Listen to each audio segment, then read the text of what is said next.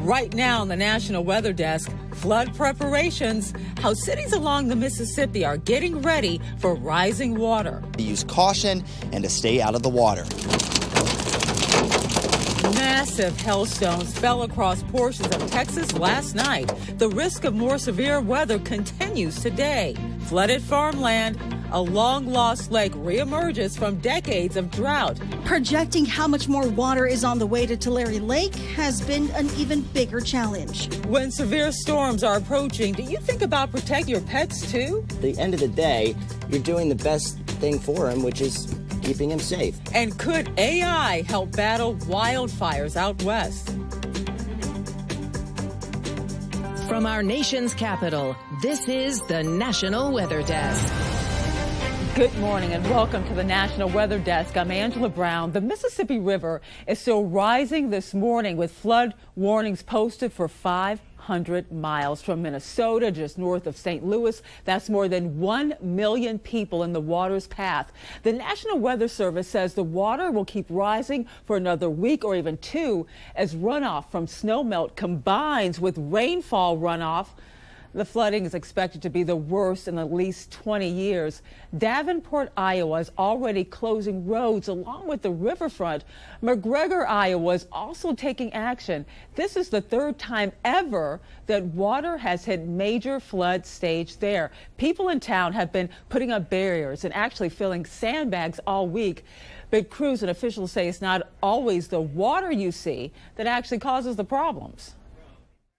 Under the surface, all of this water gets backed up into the storm sewers, manholes, and so forth. So we have several pumps that need 24/7 maintenance and observation. And McGregor's mayor also says flood defenses are holding strong as they wait for the forecasted crest this weekend. Meanwhile, Iowa Governor Kim Reynolds has issued another disaster proclamation for 5 river counties. Flood preparation started earlier this spring along the Mississippi in Dubuque, Iowa, and as Grayson Fryrick reports, it's just in time. Stairways covered in water and floodgates closed. The water on the Mississippi is on the rise. Dubuque's no stranger to flooding. And they already have one big advantage. This massive 5.6-mile-long flood wall finished back in 1973. This flood wall it's amazing. It's something that you don't think about until you need it. Since the start of spring, the city's been checking floodgates to make sure they're working properly. And when the water reaches a certain point at each of the 4 gates, they get closed. And at certain levels, we'll start closing down the flood wall. We start with the B branch, close that down, and start pumping there. And then we'll go up to Hawthorne. Then we'll go to Ice Harbor, which is behind me, and Moss are the same days. We got a plan that we follow. A plan that will hopefully keep any flooding expected this year to a minimum. And waters along the Mississippi River will continue to rise here over the next couple of weeks before it hits its crest. That means more impacts along the riverfront will be seen. City officials here in Dubuque are reminding residents to use caution and to stay out of the water. And as expected, severe storms moved through central Texas last night. Oh, man. Ow, that hurt. And that's hail falling near Abilene, Texas. And when you see how big, look at that, those hailstones were, you can understand why they made simply so much noise. Some even broke our storm chaser Britta Dare's windshield for the second time in as many weeks. The storm system also produced plenty of rain and also lightning. Viewers in the Abilene area sent us pictures and videos of the storm. Christy Ford capturing right here these threatening clouds. Kim Stevens collected several large hailstones that fell right there. And Corey Van Zandt shows us why they are definitely bigger than a golf ball. And from Amarillo, meteorologist Corbin Van Vogus shows us his car window shattered by the hail. We love to see your weather content you can upload to chime in on this station's website or send them to the National Weather Desk through the social media platforms that you have listed there. And there could be even more storms today. The highest risk is once again in central Texas, including Abilene and Amarillo in the Panhandle. High temperatures reaching 80 degrees could provide the heat needed to get these storms active. So if you live in this region, make sure you stay connected so you know if a dangerous storm has formed near you.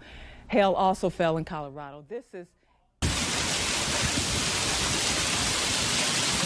And hail also fell in Colorado. This is in well north of Denver. It was part of a storm system that brought heavy snow to the mountains, soaking rains in the plains, and even a small landspout tornado. Unlike a regular tornado, a landspout starts with ground circulation, not rotating supercells. The skies should clear later today.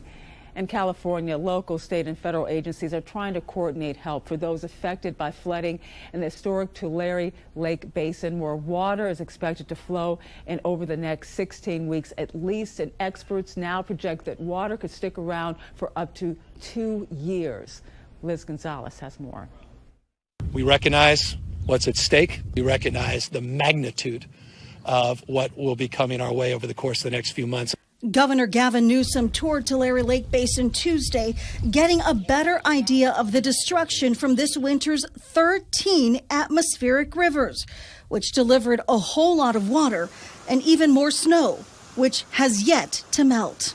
Homes and businesses already underwater, and entire communities like Corcoran and Allensworth are struggling.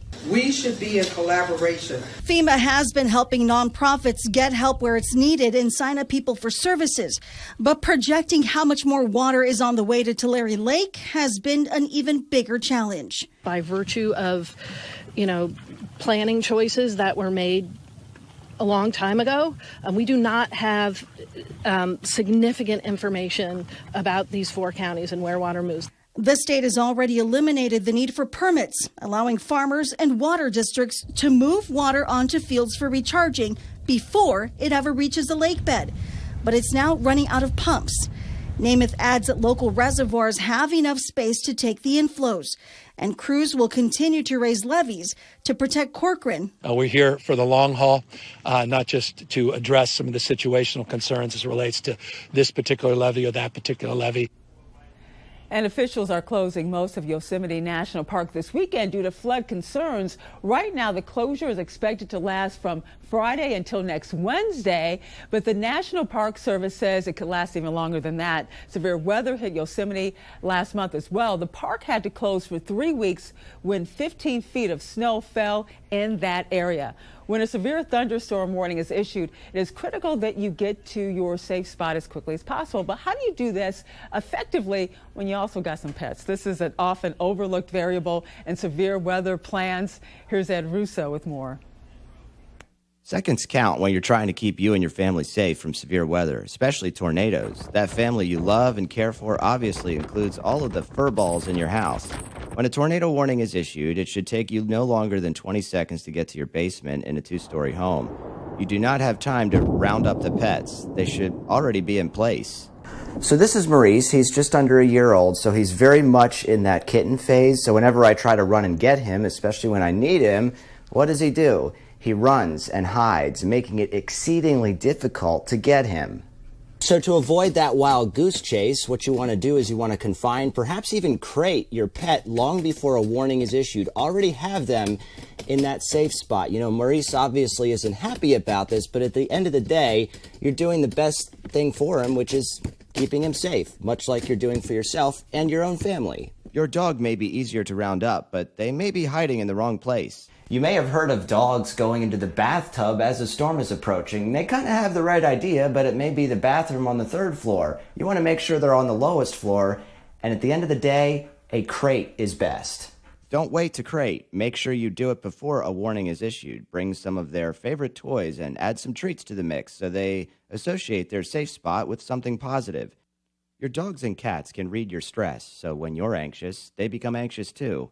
So if you already have a plan in place to act, the process of seeking shelter will be much more at ease for everyone. And coming up on the National Weather Desk, we'll find out what activities put you at most risk of being hit by lightning. Plus, we'll look at the new AI technology that could soon be on the front lines helping to battle wildfires.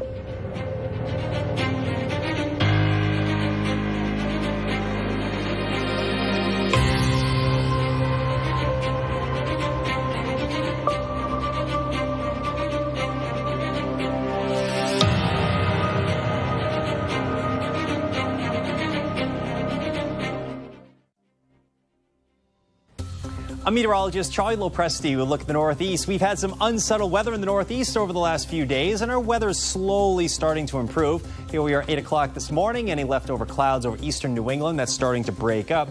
We should break into a little bit of sun, but notice another round of showers. Quickly working its way through New York and eventually New England during the afternoon and nighttime hours. I think there'll be another round of showers on Thursday. Most of the Northeast will see a little bit of sunshine, with temps warming into the 50s to near 60. I'm meteorologist Jonathan Myers, and here's a look at the Mid-Atlantic region. Up and down the 95 corridor, could see a sprinkle or a light shower to begin, but I think the best risk of rain comes as we head through the midday into the afternoon. Look at that at 2:30 from central Maryland all the way down into central Virginia, up and down the 95 corridor, and then east onto the Delmarva. Could see some good rain as we head towards the latter portion of the commute on Wednesday as this little disturbance, our next weather maker, moves through. That's the scene here. I'm meteorologist Vetus Reed. Here's a look at your forecast for today. The highs are going to be on the mild side, up around Nashville, 71 degrees, as well as Tupelo, Raleigh, 71, 82 in Mobile, 78 Pensacola, looking at 87 degrees in Tampa, 81 in West Palm. Looking at a mixture of sun and clouds, we could get a few spotty showers across parts of central Georgia, up around Atlanta. Another line pushing in towards Memphis. Looks like some pop-up showers across Florida. One strong line that we have to watch coming out of Texas overnight.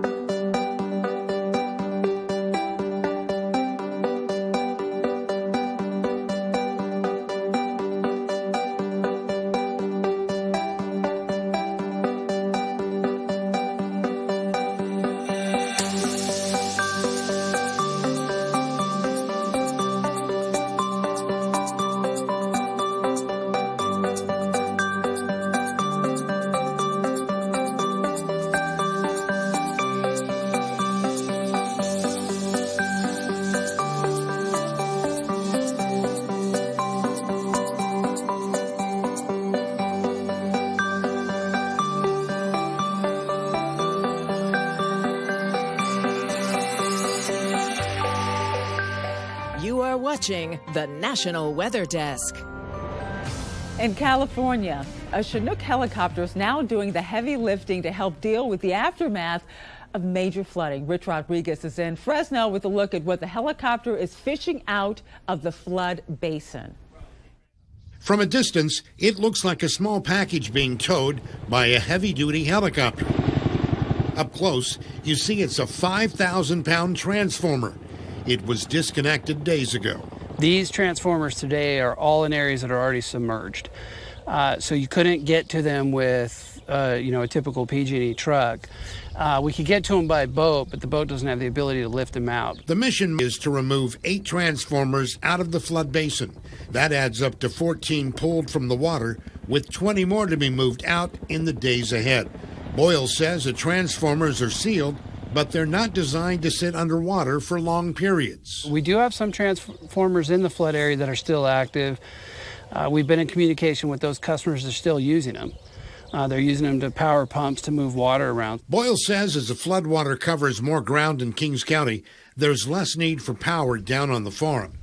Not far from where we were standing, we saw power poles that could hit the ground soon. We know the poles that are already in the water that eventually some of them could fall. We've had some poles fall as the ground around them is eroded. Another concern for PG&E is building multi-level barriers around its substations in Angiola, Alpa, and Corcoran. Each barrier will rise to 16 feet. They're designed to allow that substation to continue to operate as long as possible and then protect the equipment inside. Right now, PG&E has a team of 150 people dealing with all of the power problems caused by flooding. With warming temperatures comes an increase in wildfire risk. One company wants to remind you it's time to build that defensible space in order to protect you and your home. Mason Carroll's in Redding, California with a look at what a defensible space looks like. Anything that you do to reduce the fire risk is one step that you've taken closer to protect yourself and your family. Lori Templeton started Grind Fire Defense with her son, John, who is a firefighter. They cleared space for Lori's mother during the Monument Fire almost 2 years ago and realized the impact they could have.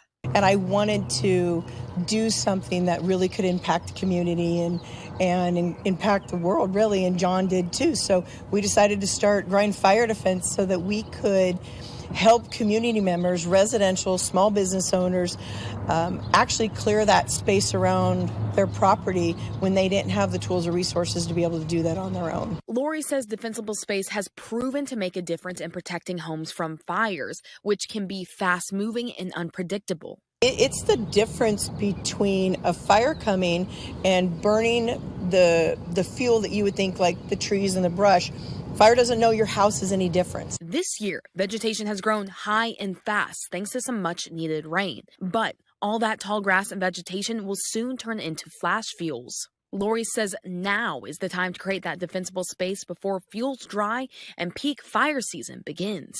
And when fire comes, you can sleep at night, because I'll tell you, fires burn at night and embers fall and you're sleeping and you don't know. And there's these risks that if you mitigate, it's creating that peace of mind for you, especially with all the vegetation growing. Defensible space is one way to protect your home from wildfires, but what about fighting wildfires once they have started? A unique contest is being held with the goal of using AI to find and to put out wildfires before they can cause serious damage. Cornell Barnard has more. Imagine a world where technology could stop this and this from ever happening again. It may be a contest like no other. The goal, to detect and extinguish a wildfire within minutes with the help of AI. Think about being able to detect and suppress a high-risk wildfire in 10 minutes or less, or being able to pinpoint all fire ignitions across the size of multiple states or countries even from space in 60 seconds. PG&E is a partner in X Prize Wildfire, a 4-year competition with an $11 million prize going to the company or team which can innovate firefighting solutions to help end devastating wildfires in California and across the nation. Along 2 complementary tracks, competing teams will design radically novel solutions to overcome some of the most significant barriers to how we currently fight fires. Each team must develop satellite technology capable of detecting fires from space, then communicate on the ground with fully autonomous aircraft or drones, which can fly to the source of a wildfire and put it out. If it sounds like the stuff of science fiction, think again. We want to partner with the best and the brightest entrepreneurs, roboticists, artificial intelligence experts, scientists, and innovators from Silicon Valley. CAL FIRE is already using technology to fight fires. Tactical analyst tells planes where to go and gives personnel weather information. AI is also on duty around North Bay mountaintops. Wildfire detection cameras can relay information about where a fire starts. Anything that can really be done to improve how we as a fire service and as emergency services can respond to developing incidents and keep them smaller is going to be a benefit to not only us, but to benefit to communities across the state. We hope that this will be a complementary technology that will support our brave firefighters and that are out there on the front lines. A contest where the winner could actually change what fire season looks like, possibly saving lives and property. Lightning is one major cause of wildfires, but what about the risk lightning poses to people? And what is the #1 activity people are doing when lightning strikes that leads to death? Meteorologist Violet Skybor has more on the results of a study that answers this question. Well, NOAA's scientists did a study from the years 2006 to 2019 using U.S. statistics of lightning fatalities to see what the most common activities were. So 40 people were fishing and got struck and killed by lightning. That's top of the list. Next was people on a beach. 25 were killed from lightning strikes. Then camping, 21 people. Farming and ranching had 20 people. 19 people were on a motorcycle or ATV when struck and killed by lightning. 15 people were roofing. 13 people were doing construction. 12 people were playing soccer and yard work. And 10 people playing golf. which this is actually a common misconception. People think golfing is the most frequent activity people are doing when they get struck and killed by lightning, but it's actually fishing. Being on a boat out in the open water really puts you in a vulnerable position.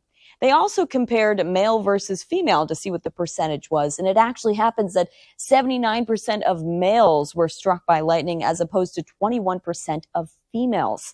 So again, hopefully you stay inside when lightning and thunderstorms roll through so that you can prevent any more lightning fatalities. And we love to connect with you. You can find us on all of your favorite social media platforms: Facebook, Twitter, Instagram, TikTok, YouTube. Just search the National Weather Desk or scan the QR code on the bottom left of your screen. Time now for a short break. As we leave you now, we have scenes from Montana.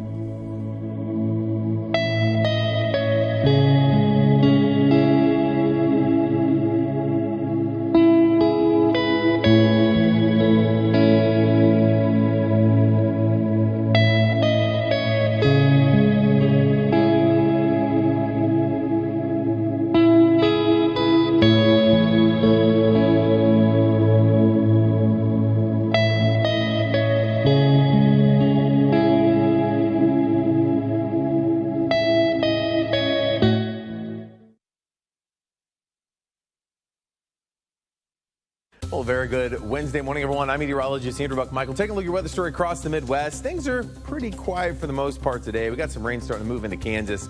And other than that, a few light showers to the north. That rain continues moving its way across the south, heading into your Thursday. And temperatures still running kind of mild for most of us on Thursday. Friday, that rain shifts more into the Ohio Valley. And temperatures, again, still running pretty close to normal for a lot of the Midwest Friday. Well, a good Wednesday morning to you. I'm meteorologist Chris Suchan. Look at our forecast today across the region and keeping an eye out for some strong thunderstorms. Oklahoma, a chunk of Texas into Louisiana and Arkansas late day. Some of these could have large hail, wind, isolated tornado risk as well through the day. Temperatures 60s, 70s, and a few 80s. That's the evening. Big complex of storms rumbling through East Texas into Louisiana. And for the day Thursday, we'll get a few showers of storm, especially eastern portions of the region. Well, hi there and a happy Wednesday to you, everybody. I'm meteorologist Shannon O'Donnell. Out west, the warm-up that much of the I-5 corridor has been waiting for finally starts to show up. Portland and Seattle, which have been in the deep freeze most of this month of April, finally getting their spring on. 75 in the Rose City. LA at 67. You see Vegas back to 86. Next weather maker, this big dome of high pressure over the eastern Pacific combined with the thermal trough for some real West Coast heat. And that's the scene from here.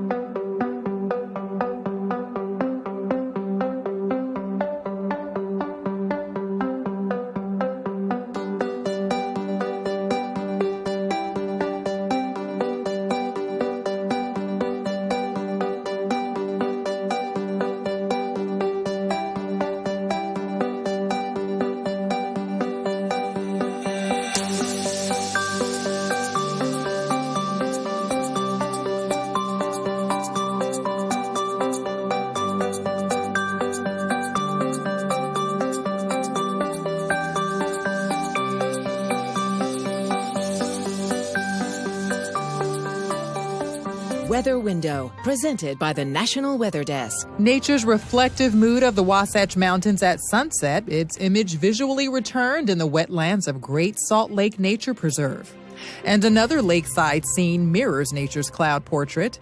While these waters reflect, nature refracts sunlight through cirrus clouds to form this circumhorizontal arc in Gulf Shores, Alabama. For more content like this, like the National Weather Desk on Facebook. Well, it's officially tick season, right? Not so fast. As it turns out, it looks like ticks are now officially a year-round problem. Brad Underwood explains. Ticks are everywhere, and there really isn't a season anymore. Tim McDermott with the Ohio University Extension Office in Franklin County says the blood-sucking parasites are now a year-round problem. Movement of wildlife, there's reforestation, there's wildlife coming right up close to where people are in urban environments. There is expansion of ticks due to global climate change. There is the introduction of a true invasive tick. Some veterinarians are also recommending year-round treatment for pets. And remember to check out our podcast, Off the Radar. It drops new episode every Tuesday. You can find it wherever you get your podcasts. We'll be right back.